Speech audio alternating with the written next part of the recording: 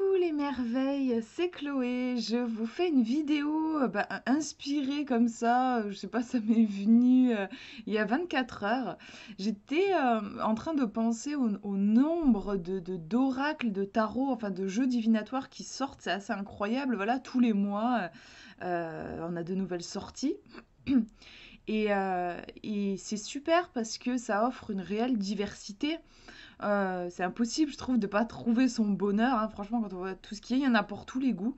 Donc ça, c'est le côté sympa. Le côté, bon, peut-être un peu moins sympa, c'est que c'est vrai que euh, je trouve que toutes les sorties ne sont pas d'une qualité égale, on va dire, hein. Je trouve qu'on sent qu'il y a des oracles qui ont été euh, travaillés, mûris pendant des années, et d'autres qui ont été faits, je pense, dans une dynamique plus commerciale. Franchement, honnêtement, moi, je ressens certains projets, enfin certains oracles comme ça. Pardon.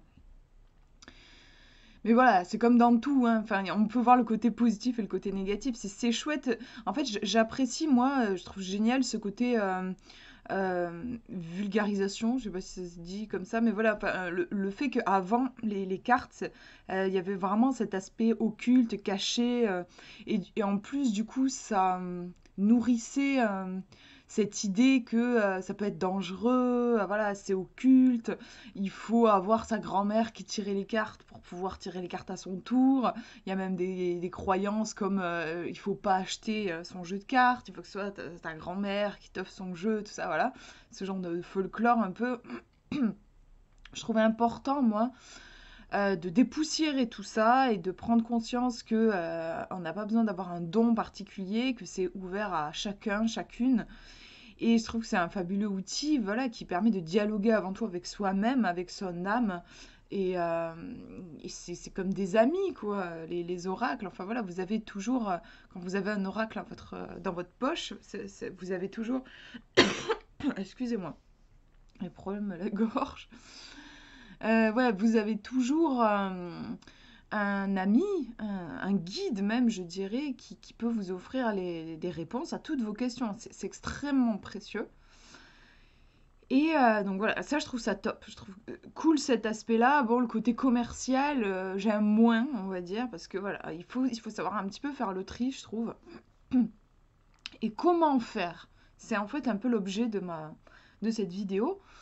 Comment faire? Je reçois souvent ce genre de messages, ce genre de questions. On me demande euh, je- aide-moi à trouver un jeu qui me corresponde. C'est pas évident pour moi de répondre à ce genre de questions parce que c'est tellement personnel. Moi, je peux vous donner les noms de mes jeux préférés, mais ça veut pas dire que ce sera votre jeu préféré à vous aussi. C'est vraiment. J'en parlais avec une abonnée il y a pas très longtemps où je disais c'est beaucoup une histoire d'affinité en fait. Comme entre êtres humains. Alors, voilà, entre êtres humains, il y a des gens, on ne sait pas pourquoi, on a un feeling particulier avec eux, sans même les connaître, on sent quelque chose qui passe. Et puis il y a des gens, on ne sait pas non plus pourquoi, mais ça bloque quoi. Avec les jeux, c'est un petit peu pareil. Les jeux sont, ils sont, comment dire, ils ont une énergie qui leur est propre. Et puis vous, votre énergie, vous avez votre énergie propre. Et puis des fois, voilà, ça peut ne pas matcher. C'est intéressant aussi d'ailleurs, je trouve, d'observer l'évolution de notre propre énergie. Moi, je vois, il y a des jeux, par exemple, j'ai commencé avec des jeux, j'étais absolument fan, ils étaient incroyables pour moi. C'était les jeux de Lucy Cavendish, illustrés par Jasmine Beckett-Griffith, je crois que ça s'appelle comme ça. Celle avec ces dessins avec des grands yeux, ça fait un peu Tim Burton, voilà. J'adorais ces jeux, j'ai commencé avec eux. Et en fait, aujourd'hui, honnêtement, alors bien sûr, j'ai une infinie tendresse pour ces jeux, hein, parce que j'ai commencé avec eux, mais je n'arrive plus tellement à... Enfin, c'est pas évident pour moi d'avoir une réponse claire, nette et précise avec ces jeux-là. Je préfère utiliser d'autres jeux. Donc voilà, et le jeu n'a pas changé en lui-même, hein. En fait, c'est mon énergie à moi qui a changé. Donc c'est intéressant aussi, voilà, de voir qu'il n'y a pas tellement...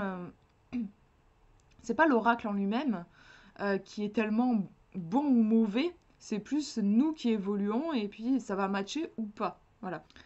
Donc finalement, c'est notre énergie aussi qui change et qui évolue. Et c'est vrai que c'est pour ça que ça peut être intéressant en effet de ne pas, si vous avez la possibilité, parce que moi je vis dans un tout petit espace et je peux pas tellement stocker des jeux, En fait, je les revends. Quand je ne sens pas, ça ne matche pas avec un jeu pour moi, je le revends. Voilà. Mais c'est vrai que si vous avez l'occasion, en fait, si vous hésitez sur un jeu, genre vous avez du mal à avoir des réponses, mais voilà, il vous rebute pas non plus, bah ouais, ça peut être intéressant de le garder et éventuellement, peut-être que dans plusieurs années, il y a quelque chose qui matchera bien, quoi. Je pense notamment à des jeux assez, comment dire, qui ont été reconnus comme des bons jeux vraiment sont de qualité. Je pense à l'Oracle de la Triade, l'Oracle de l'Ange Bleu, l'Oracle G, l'Oracle Béline, voilà, tous ces oracles qui sont bien connus. Peut-être que sur le moment, voilà, vous n'allez pas, parce qu'ils ont aussi chacun, ils ont une empreinte énergétique bien forte et bien précise, et peut-être que voilà, sur le coup, ça va pas vous plaire, ou ça va un petit peu vous heurter, vous déranger, ou je sais pas, bref, ça va pas matcher. Mais moi, je vous conseillerais de les garder, ces jeux-là, et peut-être que dans quelques années, en fait, voilà, ça matchera bien entre vous. Bon, du coup, moi, en fait, ce que je voulais je fais cette vidéo pour... en fait, j'aimerais bien que grâce à cette vidéo, vous puissiez vous sentir vraiment autonome. Que vous ayez les clés, entre guillemets, ouais, c'est ça, les clés pour choisir votre propre jeu selon vos critères. Parce que voilà, comme je vous expliquais, c'est pas évident pour moi de répondre à une question quand on me demande quel est alors souvent on me dit je suis débutant, quel jeu tu me conseilles? Alors oui, bien sûr, je connais des jeux qui sont plutôt bien faits, qui sont bien faits pour les débutants, mais peut-être que voilà, peut-être que ça va pas vous correspondre à vous précisément. Et d'ailleurs, moi je dirais aussi à un débutant qui est très fortement attiré par un jeu qui n'est pas tellement fait pour un débutant, franchement, si la personne elle se sent vraiment attirée, moi je lui conseillerais de le prendre ce jeu, plutôt que d'aller prendre un jeu qui l'attire bof bof, pas trop, mais qui a été conçu pour un débutant. Les cartes c'est vraiment du feeling en fait, c'est vraiment, il faut se faire confiance. Comme je disais, c'est une sorte d'affinité en fait, donc il n'y a que vous qui pouvez savoir vraiment avec quel jeu vous avez une affinité profonde. Alors, du coup je vais vous expliquer moi quelle est mon- ma façon de procéder pour choisir un jeu. Qu'est-ce que je regarde en particulier? Alors, un jeu de cartes. Alors j'en ai pris plein, là, enfin quelques-uns à côté de moi pour vous montrer des différents exemples. Un jeu de cartes, qu'est-ce que c'est? Eh bien déjà, vous allez avoir des cartes et un livret. Voilà. Alors maintenant, je sais que des fois, enfin vous pouvez avoir un petit tapis de tirage, voilà. Mais bon, en gros, en général, ce que vous avez toujours, c'est une boîte dans laquelle va se trouver des cartes et un livret. Alors déjà, les cartes, première chose, au niveau des cartes, vous pouvez regarder le nombre de cartes. Combien est-ce qu'il y a de cartes dans votre coffret? Dans le coffret que vous hésitez à acheter. Donc là, je suis dans comment dire, la situation où je suis dans un rayon ésotérique d'une librairie. J'ai des oracles partout autour de moi. Alors je dis oracle, oracle et tarot, hein, jeu divinatoire. J'en ai partout autour de moi. Je ne sais pas lequel choisir. Voilà. Donc déjà, vous pouvez regarder. Vous avez en fait en bas des boîtes en général, là, au dos. Vous avez ce que contient le coffret. Donc là, par exemple, je vous montre l'oracle du lac des cygnes. On vous dit en général toujours combien il y a de cartes. Donc là, on voit qu'il y en a 45 cartes oracle. Alors parfois, vous n'avez pas ce petit paragraphe, ce coffret contient, vous avez juste un résumé. Si vous lisez le résumé, en général, c'est écrit. Genre, on va vous dire ces 45 cartes vont vous permettre de vous plonger dans l'univers de tatata. Voilà. Voilà, donc là, vous voyez, c'est écrit ici en bas, 45 cartes. Je vais vous montrer plusieurs. On a celui-ci, plusieurs configurations. Vous voyez, c'est écrit ici. Là, on a 56 cartes. Hop, ici, à la fin, ce coffret contient un oracle de 50 cartes. Donc, vous voyez, à chaque fois, c'est écrit. Donc, au niveau du nombre de cartes, plus vous allez avoir de cartes, comment dire, plus l'oracle va avoir euh, de richesse, en fait, de densité. Moins il va y avoir de cartes, plus il sera important que le créateur ait choisi très consciencieusement les symboles des cartes. Je suis peut-être pas très claire. En gros, un jeu avec plein de cartes, ça va vous permettre de faire plein d'associations. Voilà, si j'ai 60 cartes, imaginez la différence avec un jeu qui fait 60 cartes, donc vous allez avoir, il va pouvoir traiter plein de choses différentes dans les cartes. Vous allez avoir par exemple une carte qui va... vous allez avoir des cartes des saisons, vous allez avoir des cartes sur les couleurs, vous allez avoir des cartes, plein de symboles différents qui vont pouvoir être traités, des archétypes, voilà, on a quelque chose qui foisonne. À l'inverse, si vous avez un jeu de 30 cartes, imaginez un peu, c'est la moitié par rapport à un jeu de 60 cartes. En fait, le jeu où il y a moins de cartes, ça va vous demander de faire un travail plus profond en termes d'interprétation.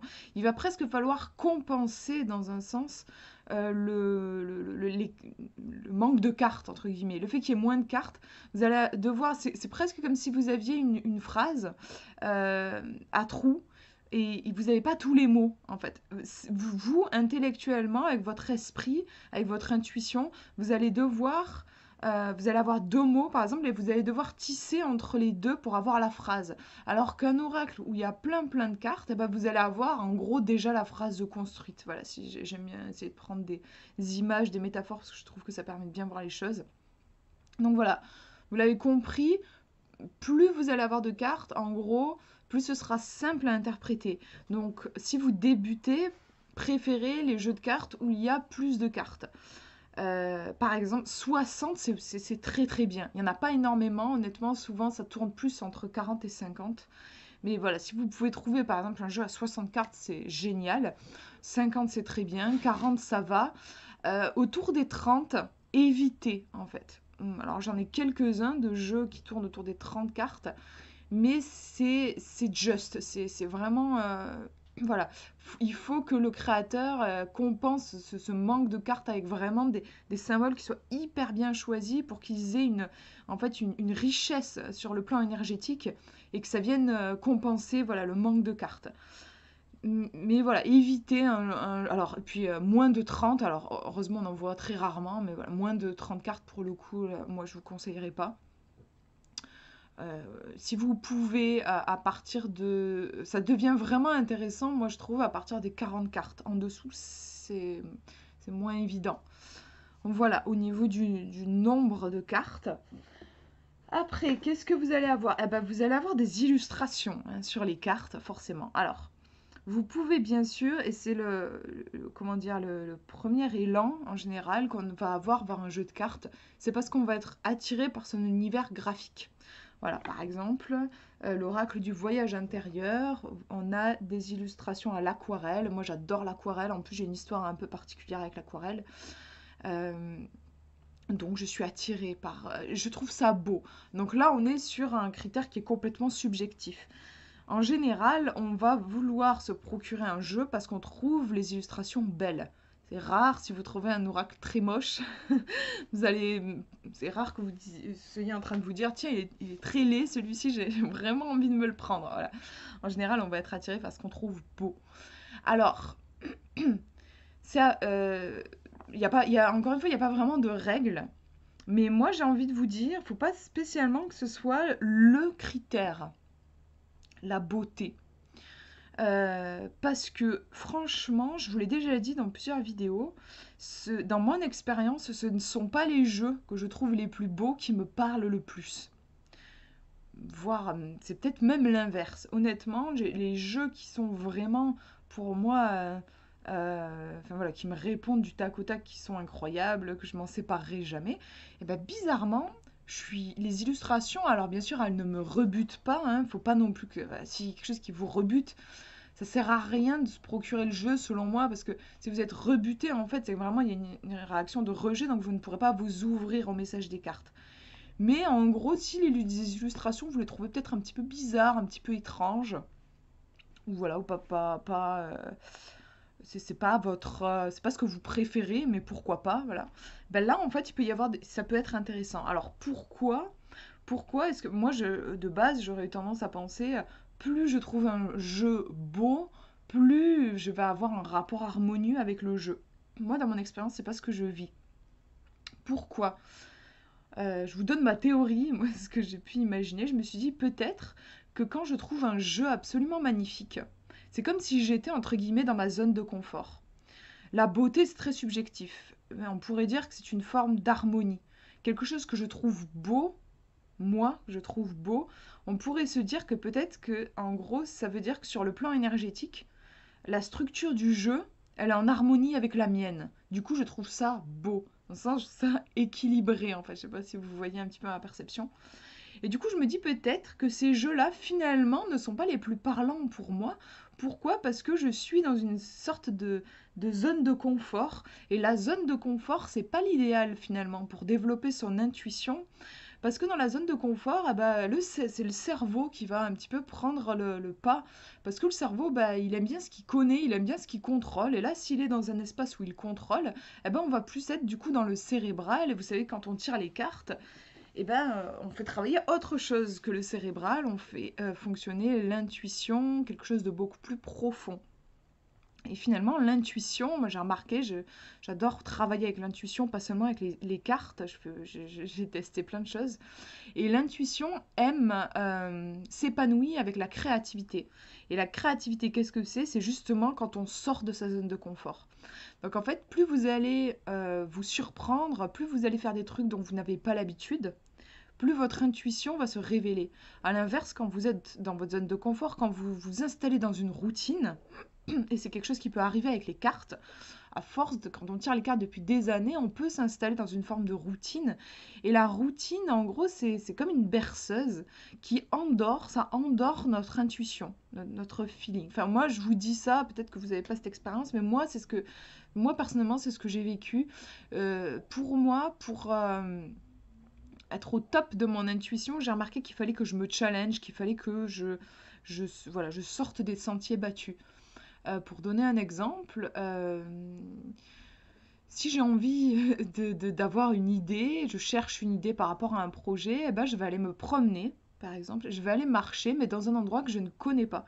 Je vais innover, je vais changer, parce que c'est vrai que j'ai là, dans ma petite commune, on a des routines hein, qui se mettent en place sans même qu'on s'en rende compte. Donc je promène mon petit chien en plus, donc j'ai des trajets que je connais bien. Mais si jamais je romps ça, je prends un autre chemin, au lieu de tourner à droite, je tourne à gauche, eh ben, il va se passer quelque chose au niveau intellectuel, je vais avoir des idées, je vais avoir des pensées, et c'est vraiment magique en fait, je trouve ça assez incroyable. Donc pour moi, vraiment, voilà, l'intuition, elle va surgir quand je suis hors de ma zone de confort. Et l'esthétique d'un jeu, finalement, quand je vais être avec un jeu qui, alors voilà, encore une fois, c'est pas non plus qui me choque forcément, mais en tout cas qui a un univers graphique qui n'est pas familier pour moi, ça va me permettre de contacter plus facilement mon intuition. Voilà. Donc, euh, moi j'ai envie de vous dire, faut pas que les dessins vous arrêtent. Ne cherchez pas forcément le jeu absolument sublissime.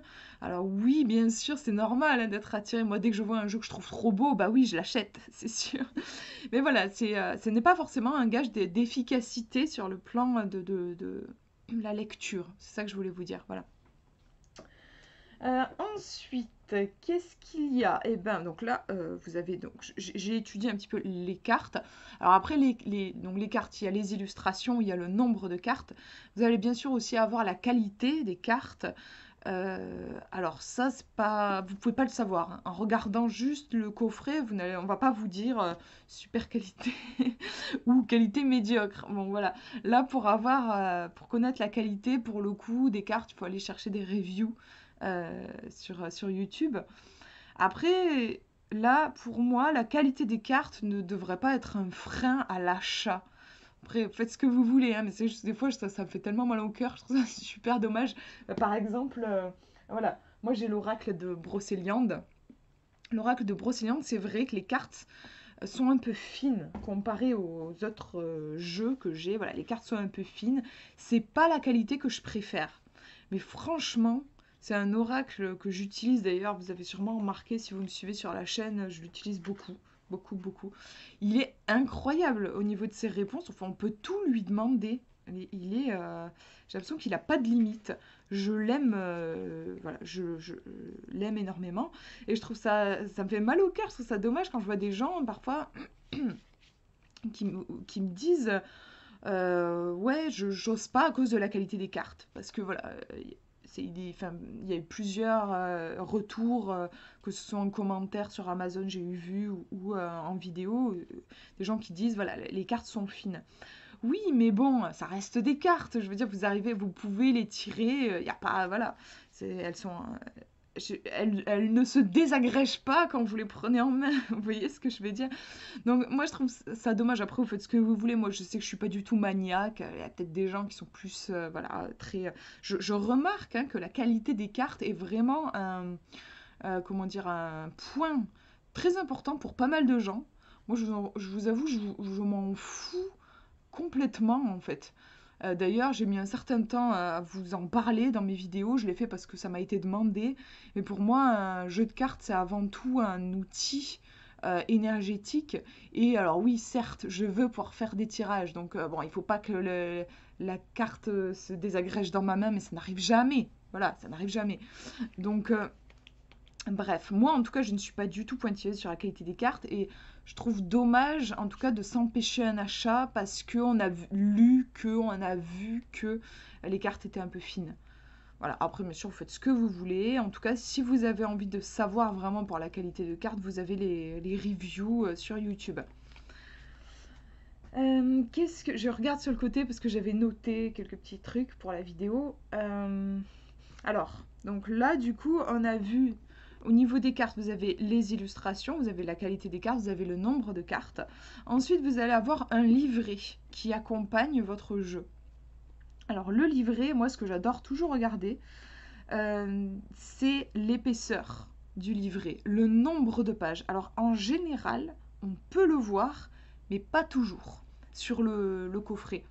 Forcément, plus vous allez avoir de pages dans un livret, plus vous allez avoir d'informations, plus ça va être fourni. Et selon moi, ça démontre quand même aussi un certain travail. Enfin, moi j'apprécie quand j'ouvre un coffret, que j'ai un gros livre, je me dis, il y a eu du travail sur ce jeu.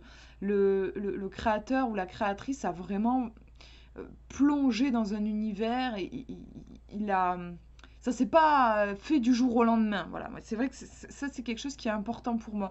Je suis pas, c'est marrant hein, parce que je suis pas une grande fan des livrets où vous avez 4 pages écrites en gros blocs. En plus, moi j'aime bien quand il y a des petits paragraphes sur une carte. Je suis pas fan. Moi je préfère, en gros, moi ma préférence c'est 1 à 2 pages pour une carte. Après, plus ça fait trop long pour moi. J'aime pas trop lire en fait. Et paradoxalement, j'aime les livrets qui sont épais parce que, je sais pas, voilà, parce que ça me renvoie l'idée que la personne a beaucoup travaillé dessus. En plus, dans un livret, vous n'avez pas que les significations des cartes. Souvent, surtout pour des gros bouquins, vous avez toute une introduction où on vous expliquez l'univers du jeu. Vous allez avoir des exemples de tirages, où on va vous expliquer comment prendre en main le jeu. Voilà, vous allez avoir des techniques spéciales qui peuvent être développées. Moi, j'apprécie vraiment quand il y a comme ça un travail profond. Je suis moins fan des livrets où vous ouvrez le livret et tout de suite on attaque avec. Vous avez 1 page d'introduction et puis après, signification des cartes. Vous avez une illustration de la carte. euh, voilà, quelques mots-clés, un petit paragraphe. J'aime moins quand c'est succinct comme ça. Après, voilà, ça dépend encore une fois des gens.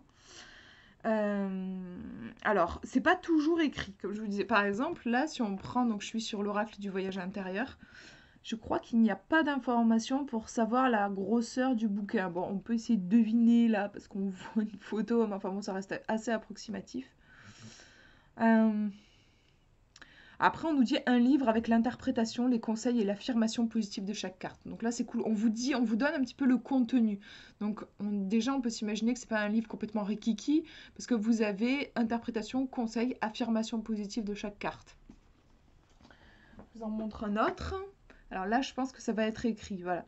Vous avez un livret explicatif en couleur de 140 pages. Donc voilà, c'est quand même assez dense. Après, vous avez des fois des jeux où vous pouvez avoir 60 pages, 70 pages, 80 pages. Bon, voilà. Moins de 100 pages en général, vous savez que vous allez avoir un livret plus succinct. pour des débutants, forcément, il vaut mieux avoir un livre plus dense. Vous allez avoir plus d'informations, en fait, vous allez être davantage guidé, comme si le créateur va vous tenir la main, en fait, un petit peu plus pour aller jusqu'aux cartes. Voilà. Donc moi voilà, j'adore. Chaque fois, j'essaye de voir avec les coffrets, j'essaye de deviner l'épaisseur, ou alors je vais voir des reviews et je regarde l'épaisseur du livre. C'est pour ça, je sais pas si vous avez remarqué, souvent je vous montre, j'aime vous montrer l'épaisseur des bouquins, je suis toute contente à chaque fois. Mais c'est vrai que c'est un truc qui est important pour moi. Dès que j'ouvre un coffret, je me dis, ah, le livret, le livret. C'est quand même important, quoi. Alors ensuite, du coup, au niveau du coffret, bah, vous allez avoir, c'est comme un livre en fait, hein. Vous avez la première de couverture, on va dire. Donc là, ça vous fait rentrer dans l'univers graphique du jeu. Donc vous allez déjà voir, est-ce que le type d'illustration me plaît, hein, c'est ce que je vous disais précédemment. Après, vous avez un titre. Alors, le titre peut être plus ou moins évocateur. Moi, je vous conseillerais pas de choisir un jeu juste en vous basant sur le titre, mais voilà, ça peut vous donner des informations. L'oracle des murmures, par exemple, bah, je peux imaginer que c'est un jeu qui va être particulièrement intuitif. Il va venir me murmurer des choses à l'oreille, voilà. Euh, L'oracle du voyage intérieur, on peut estimer que ça va être plutôt un jeu de développement personnel plus que divinatoire, parce que voilà, je vais voyager intérieurement. Il y a cette idée de travail sur soi. Bon, l'oracle de Brocéliande, là pour le coup, ça me désigne tout simplement le thème. Je sais que je vais être sur ces légendes, cette forêt, voilà, cet univers-là. Bon, les titres, honnêtement, c'est pas enfin, comme je vous disais, je vous conseillerais pas de vous baser sur le titre, parce qu'en plus, il y a des titres qui sont pas forcément très bien choisis, je trouve. Je vous avais parlé d'un oracle qui s'appelle l'oracle de l'hypersensibilité, je crois, et je l'adore ce jeu, mais honnêtement, j'aurais pas dit que c'était un jeu pour l'hypersensibilité. Je vois pas bien le lien, voilà. Donc, puis en plus, en général, c'est assez, comment dire, d'ailleurs, ouais, enfin, il y a des fois, moi, il y a des titres qui me laissent un peu perplexe, du style, je sais pas moi. En plus, il y en a tellement qui existent qu'on tourne un peu en rond, je trouve, au niveau des titres, hein. Vous avez des titres du style l'oracle des belles énergies. Je vous dis n'importe quoi, je veux pas nommer un jeu en particulier, mais avec moi, des fois, ça me laisse un peu perplexe. Je me dis, certes, belles énergies. Enfin bon, déjà, qu'est-ce que c'est qu'une belle énergie? Et puis bon, un oracle, forcément, on a envie de travailler énergétiquement. Donc, par exemple, l'oracle à haute vibration, j'ai envie de dire, pour moi, tous les oracles ont des vibrations hautes. Enfin bon, vous avez l'oracle des fées, l'oracle des anges. Enfin, puis vous en avez. Du coup, des fois, ça change juste d'un mot, genre l'ange bleu, l'ange pourpre, j'en sais rien. Enfin, bref, les titres, je trouve que c'est un peu un joyeux bordel. Moi, je vous conseillerais pas spécialement de vous baser sur les titres. Mais après, vous avez au dos, là, c'est intéressant, hein, forcément, de lire le. Voilà, c'est le bouquin. Voilà le coffret. De lire le résumé. Lire le résumé, mais de façon active, j'ai envie de dire. C'est-à-dire, essayer à travers le résumé, je vous propose de comment dire, vous fixer deux objectifs. Quand vous êtes dans votre magasin, là, que vous avez un coffret qui vous attire, vous pouvez lire le résumé, mais pas juste le lire comme ça. Vous allez chercher deux choses dans le résumé. Première chose, vous allez chercher, selon vous, quelle est la spécialité du jeu. Parce que vous avez plusieurs catégories de jeux qui existent. Vous avez des jeux divinatoires. Donc en général, ce sont des jeux où vous allez avoir surtout des symboles. Et le but du divinatoire, c'est de voir le futur. Voilà. Ça, c'est divinatoire. Vous avez aussi des jeux plus de développement personnel. Donc là, on va être plus sur du travail sur soi. Je vous parlais de l'oracle du voyage intérieur. Voilà. Vous avez aussi des jeux qui vont faire les deux. Ça va être aussi bien possible de faire du divinatoire que du développement personnel. Vous pouvez avoir des jeux. En fait, il y a plein de choses qui existent. Je vois, il y a des jeux qui peuvent être créés pour travailler uniquement, par exemple, sur l'émotionnel. Vous allez avoir des jeux qui vont permettre de travailler que sur l'énergétique, sur les chakras, sur les anges. Voilà. Les jeux, en fait, ont des spécialités. Donc, je vous propose de voir à quel point votre jeu est spécialisé. Ils peuvent être très spécialisés ou ils peuvent être complètement généraux. Et c'est à vous de voir comment vous ressentez le truc et puis voir ensuite vous ce que vous recherchez. Donc première chose, cherchez est-ce que mon jeu est spécialisé et si oui, dans quoi? Deuxième chose, ça ressemble, mais c'est pas exactement la même chose, c'est d'aller chercher en fait quelle est l'intention. Je vais essayer de deviner, justement, ça peut être rigolo. Vous allez déjà commencer par faire fonctionner votre intuition et essayer de deviner quelle a été l'intention du créateur ou de la créatrice du jeu. Pourquoi, selon moi, pourquoi cette personne a créé ce coffret? Qu'est-ce qu'elle a eu envie d'apporter? Quel a été le déclic pour cette personne? Donc là, vraiment, l'idée, c'est d'aller chercher le premier truc qui vous vient à l'esprit. Ça peut être très précieux ensuite pour déterminer si vous voulez ce jeu ou pas dans votre vie. Donc, je vous fais un exemple. Par exemple, l'oracle de Brocéliande. Hop. Je vous lis le résumé. Bienvenue dans la magie de Brocéliande, à la fois programme de développement personnel, support de méditation et de soins. Grâce notamment aux associations en lithothérapie, cet oracle créé par Chloé Toile, spécialiste du monde ésotérique, vous permettra de mettre en lumière vos qualités personnelles et vos valeurs spirituelles. Également outil de divination, l'oracle de Brocéliande saura répondre à vos questionnements, qu'ils soient d'ordre général, professionnel ou sentimental. Alors laissez la forêt de Brocéliande et la légende arthurienne vous guider vers votre propre quête du Graal. Donc déjà, ma première question, est-ce que c'est un oracle qui est spécialisé? Si oui, dans quoi? Et bien là, je remarque qu'en gros, il a plusieurs fonctions, ce jeu. On me dit qu'il est à la fois un programme de développement personnel, mais aussi permet de faire de la méditation. Il permet de faire du soin à travers la lithothérapie. On me dit que on me parle aussi de valeurs, il va me permettre de mettre en lumière mes valeurs, mes qualités personnelles. Et on me dit également outil de divination. Donc il a au moins quatre rôles différents. Donc on pourrait dire que c'est un couteau suisse. Il va vraiment me permettre d'explorer tout. Enfin, je vais pouvoir l'utiliser de plein de façons différentes. Voilà. Ensuite, je me demande quelle est l'intention. Donc, Chloé Toile, me concentrer, essayer de voir, selon moi, quelle est l'intention de cette personne. Alors, je suis dans la supposition, hein, mais peu importe, parce que c'est votre sensibilité qui va parler. Ben, je pourrais dire que j'imagine que cette personne, cette créatrice, elle a un amour particulier pour la forêt de Brocéliande et qu'elle a eu envie de partager sa vision de la forêt, de ses mythes, de ses légendes. Il y a peut-être aussi un parcours personnel qu'elle a envie de transmettre à travers ce jeu. Et quand je vois toutes les spécialités aussi du jeu, et on me dit qu'elle est spécialiste du monde ésotérique, je me dis qu'elle a peut-être eu cette volonté de diffuser, de partager toutes ses connaissances au sein de cet oracle. Voilà ce qui me vient moi. Donc là, vous voyez déjà, je trouve ça permet vraiment de faire son choix. En tout cas, ça aiguille bien mon choix. Ensuite, encore une fois, je vais aller voir voilà, combien il y a de cartes. 53, donc ça c'est cool, je vous dis c'est un bon nombre. Bon, le nombre de pages du livret, j'ai pas d'informations. Mais bon, vu tout ce qu'on me dit dans le résumé, je me dis que ça doit quand même être un gros bouquin. Ensuite, je peux voir les illustrations. En général, vous avez des miniatures des illustrations, donc je peux voir les illustrations, est-ce que ça me parle, voilà. Et puis après, je peux faire mon choix. Mais vous voyez, je trouve que vraiment décortiquer le résumé, ça va vraiment vous permettre de vous aiguiller. Je vais vous en lire un autre. Donc, par exemple, l'oracle des murmures. Alors, on me dit, ce coffret renferme un outil de pratique magique utilisable pour des tirages divinatoires et de guidance. Donc, ok, il va servir au niveau divinatoire et au niveau guidance.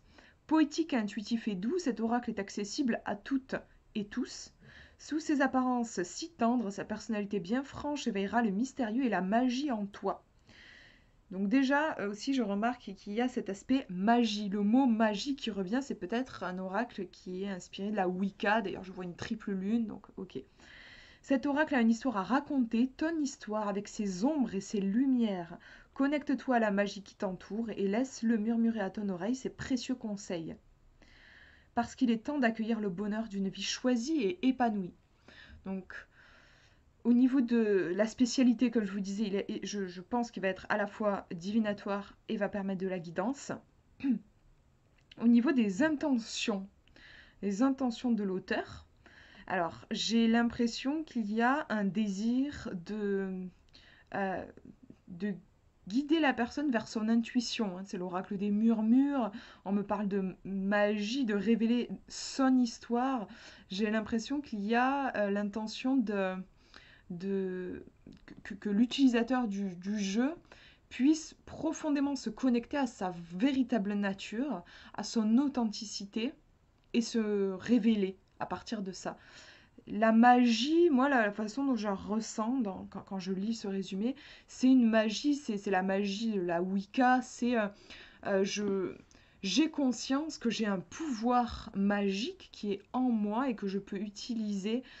J'ai conscience de ma puissance et ma puissance réside dans ma capacité à me révéler. En fait, voilà, on a cette idée-là dans ce jeu. Donc vous voyez, je vous ai fait là la lecture du résumé de ce jeu, l'Oracle des Murmures, et ce jeu, l'Oracle de Brocéliande. Vous voyez que rien qu'en décortiquant en fait les résumés, on ressent tout de suite qu'il y a bien des intentions différentes de la part des créatrices et aussi bien sûr un univers différent. Et au niveau de la spécialité des jeux, c'est différent aussi parce que Brocéliande, il a ce côté soin en gros, hein, vraiment.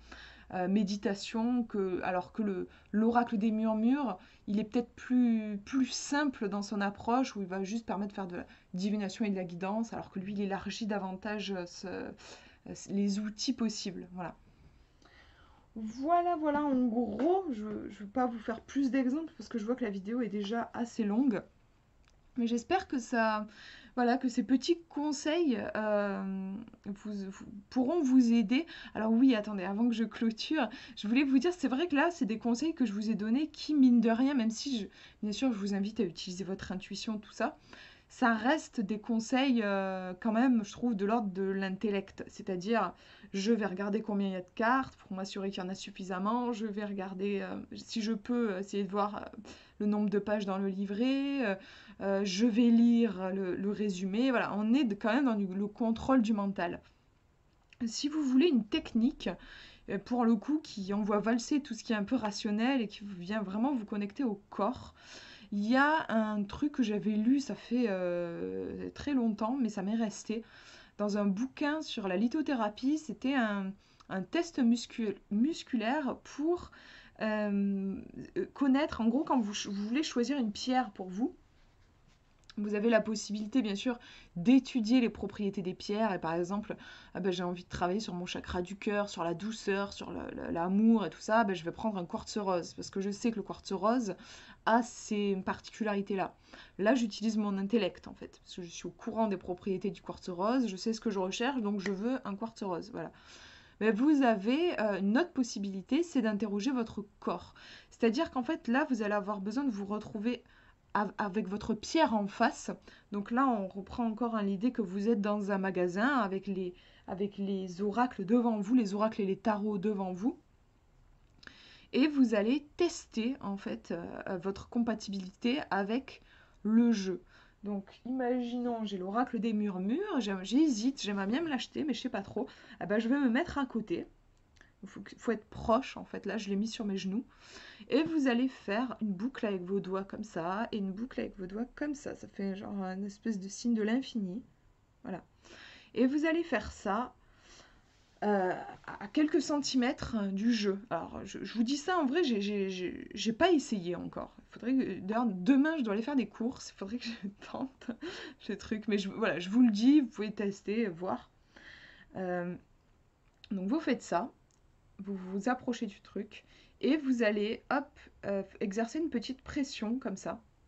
Jusqu'à ce que, voilà, en gros, l'idée, c'est de défaire cette boucle-là qui s'en va à un moment. En fait, vous allez sentir, soit il va y avoir une résistance, soit ça va partir tout seul, en gros. Voilà. Si jamais vous sentez qu'il y a une forme de résistance, que ça résiste, ça veut dire que c'est un oui. Donc, par exemple, est-ce que l'oracle des murmures est fait pour moi? Je teste, je sens que ça résiste. C'est un oui, il est fait pour moi. À l'inverse, donc, est-ce que c'est fait pour moi? Si je sens que ça, non, ça résiste pas, c'est que c'est un non. Voilà, c'est un test tout simple, hein, c'est un test musculaire. Le principe, en fait, c'est que quand le oui, l'énergie du oui, c'est l'alignement. Donc, en fait, vous êtes ancré et c'est pour ça que le corps euh, apporte une certaine résistance. La résistance, c'est le oui, je suis bien ancré, quoi. Voilà. Je sais qu'on dit que quand on est bien dans ses baskets. D'ailleurs, c'est rigolo l'expression. Enfin voilà, quand on va bien, on est sûr de soi, enfin quand on est en confiance, s'il y a quelqu'un qui vous pousse, bah, vous allez rester bien ancré. Si par contre vous êtes perdu dans votre passé, vous êtes pas bien, vous vous sentez pas bien, pas dans votre assiette, si on vous pousse, vous allez vous casser la gueule. En gros, voilà, c'est ça. Donc cet ancrage en fait montre un certain alignement. Donc si ça résiste, ça veut dire votre corps il est en oui, il vous dit oui.